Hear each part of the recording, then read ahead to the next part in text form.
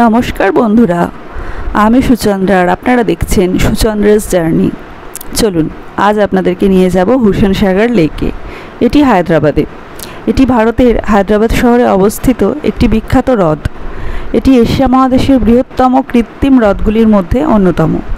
এটি হায়দ্রাবাদ শহরের কেন্দ্রস্থলে অবস্থিত, অর্থাৎ শহরের কেন্দ্রবিন্দু বলা যেতে পারে।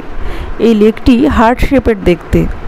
1562 সালে ইব্রাহিম কুলি কুতুব শাহ এটি নির্মাণ করেছিলেন। মুসি নদীর একটি উপনদী থেকে হ্রদটি তৈরি হয়েছে। এটি হায়দ্রাবাদের একটি জনপ্রিয় পর্যটন স্থল।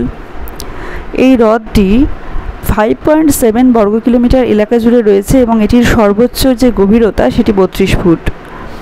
এই রাজ্যের স্থাপত্যের গুরু হুসেন শাহ ওয়ালির নামে এই হ্রদের নামকরণ করা হয়েছিল। অ্যাকচুয়ালি আমরা গিয়েছিলাম গতকালকে এখানে ঘুরতে। তো অনেক সন্ধে পর্যন্ত আমরা সেখানে ছিলাম এবং দেখছিলাম কি সুন্দর বোটিং হচ্ছে, এত সুন্দর হাওয়া, মানে পরিবেশটা একদম অন্যরকম ছিল বন্ধুরা।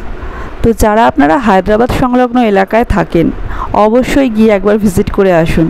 এছাড়াও এখানে অনেক কিছু দেখার জায়গা আছে, আশেপাশে অনেক কিছু দেখার জায়গা আছে, সেগুলো আমরা সবগুলোতে গিয়ে উঠতে পারিনি, এটাতেই আমরা গিয়েছিলাম। অবশ্যই